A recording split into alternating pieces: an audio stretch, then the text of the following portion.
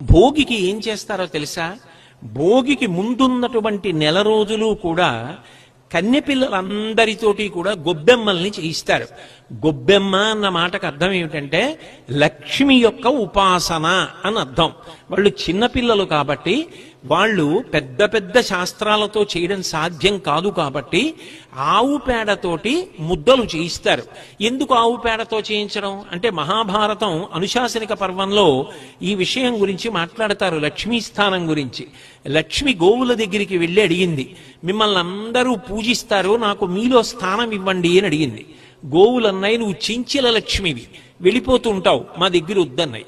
అంటే ఆవిడంది, నేను వెళ్ళిపోవడంలోనే ధర్మం నిలబడుతుంది, అధర్మం ఉన్నవాడి దగ్గర ఉండకూడదు, వెళ్ళిపోవాలి, ధర్మం ఉన్నవాడి దగ్గరికి వెళుతూ ఉండాలి, అప్పుడే లోకంలో ప్రయోజనం సిద్ధిస్తుంది, నన్ను వెళ్ళొద్దంటే ఎలా అంది.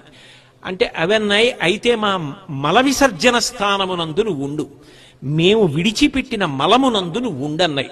అందుకే ఇప్పటికీ చూడండి, 84 లక్షల జీవరాశులలో ఏ జీవి విడిచిపెట్టిన మలమూత్రములైనా దుర్గంధభూయిష్టములు, ఒక్క ఆవు యొక్క మలమూత్రములు సుగంధభరితములు. గోశాలలోకి వెళ్ళి చూడండి, సువాసన వస్తుంది. పైగా అది లక్ష్మీ స్థానం, ఆవు పేడ యందు లక్ష్మి ఉంటుంది. అందుకని ఆడపిల్లతో ఆ గొబ్బిళ్ళు పెట్టిస్తారు. ఎందుకు పెట్టిస్తారు?